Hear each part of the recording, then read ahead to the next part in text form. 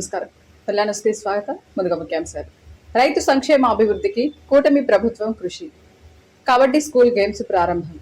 రాష్ట్రంలో రైతు సంక్షేమానికి అభివృద్ధికి కూటమి ప్రభుత్వం అహర్నిశలు కృషి చేస్తుందని ప్రభుత్వ చీఫ్ సీనియర్ శాసనసభ్యులు జీవి ఆంజనేయులు అన్నారు. శావలపురం మండలం బొందినపాలెం గ్రామంలో వ్యవసాయ శాఖ నిర్వహించిన ఎలుకల నిర్మూలన కార్యక్రమానికి ఆయన ముఖ్య అతిథిగా హాజరై రైతులకు ఉచితంగా ఎలుకల నిర్మూలన మందులు అందజేశారు. ఈ సందర్భంగా ఆయన మాట్లాడుతూ సామూహిక ఎలుకల నివారణ చేపట్టి పంటలను కాపాడుకోవాలని కోరారు. రైతులకు పంట రుణాలు, విత్తనాలు, ఎరువులు, వ్యవసాయ పరికరాలు సకాలంలో అందిస్తూ రైతు సంక్షేమ లక్ష్యంగా సీఎం చంద్రబాబు నాయుడు పనిచేస్తున్నారని అన్నారు.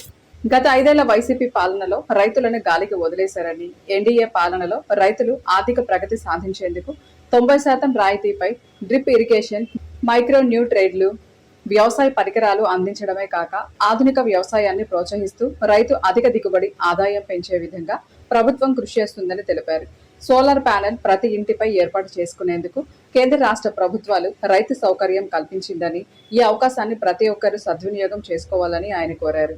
10 ఎకరాల్లో వరి పండించిన దాంట్లో వచ్చే ఆదాయాన్ని 2 ఎకరాల్లో హార్టికల్చర్ పంటలేసి దానికంటే ఎక్కువ లాభం సంపాదిస్తున్నారు. కూరగాయలు పందిళ్ళేసి బీరలు, చిక్కుళ్ళు, కాకరకాయ, దొండ పందిళ్ళేసి ఎకరానికి 2 లక్షల నుండి 3 లక్షలు సంపాదిస్తున్నారు రైతులు. మా కళ్ళతో చూసాం రైతులు. ఇంకొక ఆయన అంటే దగ్గరుండి చేసుకుంటాడు ప్రోమోగ్రానైట్, దానిమ్మ, ఎకరానికి 3 లక్షలు ఆదాయం తీశాడు. ఆ సరికొండపాలెం దగ్గర ఎకరానికి 3 లక్షలు. 10 ఎకరాలు అయితే 35 లక్షలు వచ్చినాయి. ఎకరానికి 3 లక్షలు వచ్చింది ఆదాయం. 10 ఎకరాలు వేస్తే మొత్తం 35 లక్షల దాకా వచ్చింది ఆదాయం. ఈ విధంగా ఆధునిక వ్యవసాయం, పండ్ల తోటలతోటి ఈరోజు ఆరోగ్యం మీద అందరికీ అవగాహన పెరిగింది. కూరగాయలతో పాటు పండ్లు కూడా తింటే ఆరోగ్యం బాగుంటుందని చెప్పేసి వరన్నం తగ్గించి ఆకుకూరలు, కూరగాయలు ఎక్కువ తింటున్నారు.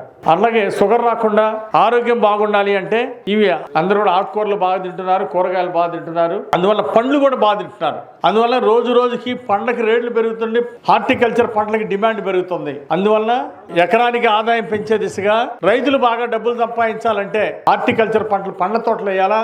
అట్లాగే ఆయిల్ ఫార్మ్స్, పామాయిల్ తోటలు వేస్తే ఎకరానికి 55,000 రూపాయల దాకా మరి ప్రభుత్వం సహాయం అందిస్తుంది. మొక్కలు ఉచితంగా ఇస్తుంది పామాయిల్. అలా కొన్ని మండలాలకి అనుమతులు వచ్చినాయి. ఇట్లా ఆధునిక వ్యవసాయంతో పండ్ల తోటలు వేసి నంబర్ 1 గా ఎకరానికి 1-2 లక్షల ఆదాయం తీస్తే అప్పుడు రైతులు బ్రహ్మాండంగా సంపాదించగలుగుతారు. అది చంద్రబాబు గారి యొక్క ఆశయం, ఆలోచన.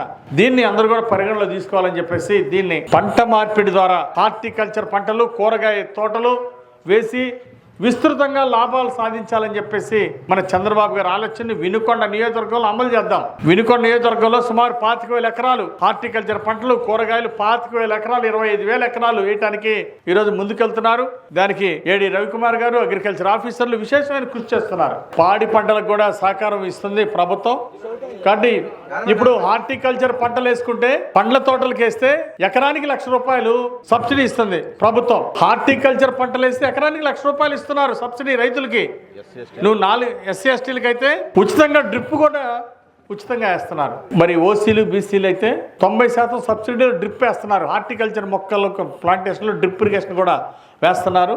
కాబట్టి దీన్ని రైతులకు ఆదాయం పెంచే దీన్ని మర్చిపోకుండా దీన్ని వినియోగించుకోవాలని నేను ఈ సందర్భంగా కోరుతున్నా. అంతేకాదు సోలార్ పవర్, సూర్యగర్ అని సోలార్ ప్యానల్ ఇంటి మీద పెట్టుకుంటే కరెంటు తయారు చేస్తున్నాయి. మా కొత్తగట్ట మా ఇంటి దగ్గర ఆఫీసు నెలకి 16,000 సోలార్ పవర్ తయారు చేస్తుంది. అంతకుముందు నెలకు 18,000 బిల్లు కట్టా, కరెంటు బిల్లు నెల. సోలార్ ప్యానల్స్ కట్టినాక 16,000 సోలార్ కరెంటు తయారు చేసింది, 2,000 నేను బిల్లు కడుతున్నా. అంటే నెలకి నాకు 16,000 లాభం వస్తుంది. నేను 6 లక్షలు ఖర్చు పెట్టా. ఈ 6 లక్షలు 3.5 సంవత్సరాల్లో నా డబ్బులు నాకు వస్తున్నాయి. ఆ తర్వాత 20 ఏళ్ళు ఈ సోలార్ ప్యానల్స్ వల్ల నాకు కరెంటు తయారు చేస్తూ ఉంటుంది. నేను కరెంటు బిల్లు కట్టే పని లేదు, నేను ఏసీలు వాడుకుంటా.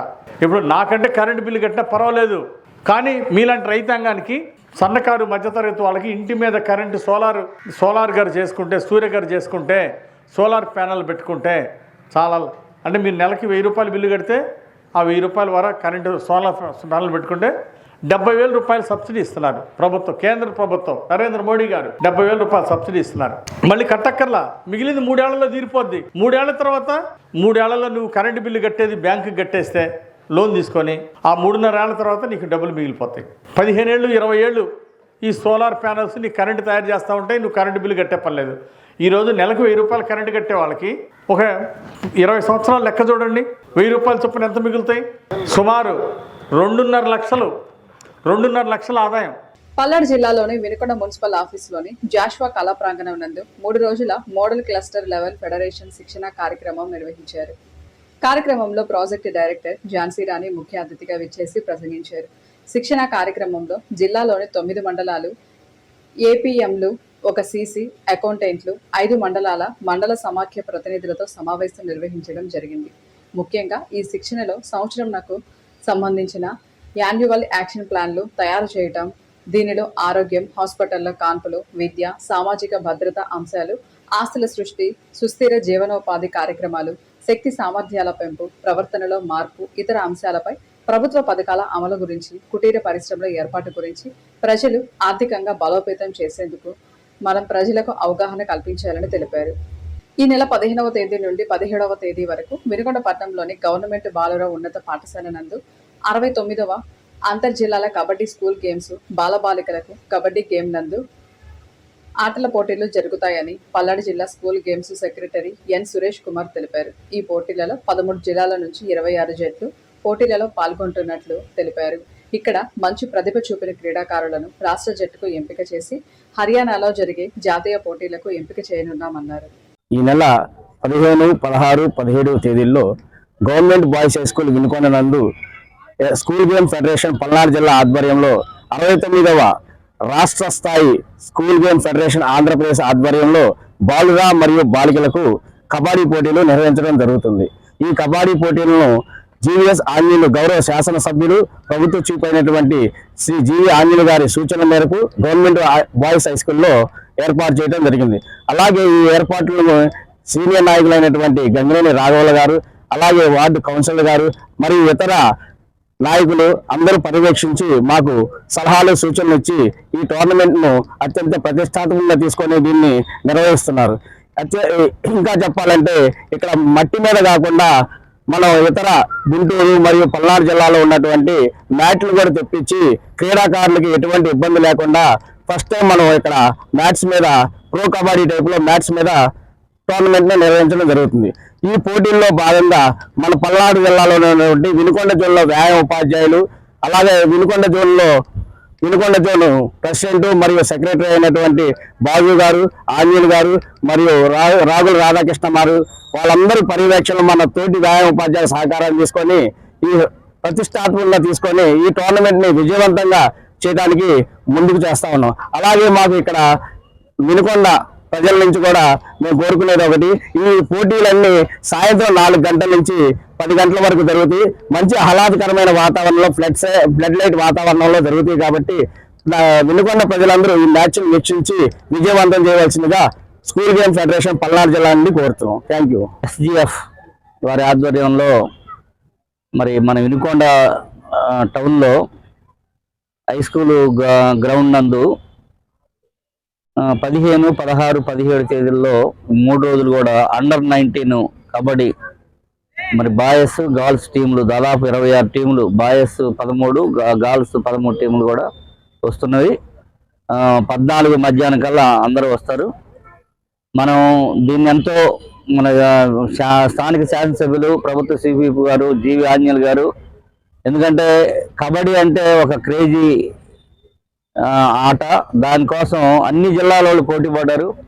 కానీ జీవి ఆంజనేయులు గారు మన వినుకొండ ప్రజానికానికి మంచి క్రీడాకారులను పరిచయం చేయాలి, ఒక 3 రోజుల పాటు ఆహ్లాదకరంగా మరి బాగా జరిగేటట్టు చూడాలి అనే ఒక ఆలోచనతోటి, పట్టుదలతోటి మరి వాస్తవం చెప్పాలంటే అధికారుల మీద ఒక విధంగా ఒత్తిడి తీసుకొచ్చి కూడా ఈ యొక్క గేమ్స్ రావడానికి ముఖ్య కారకులు జీవి ఆంజనేయులు గారు.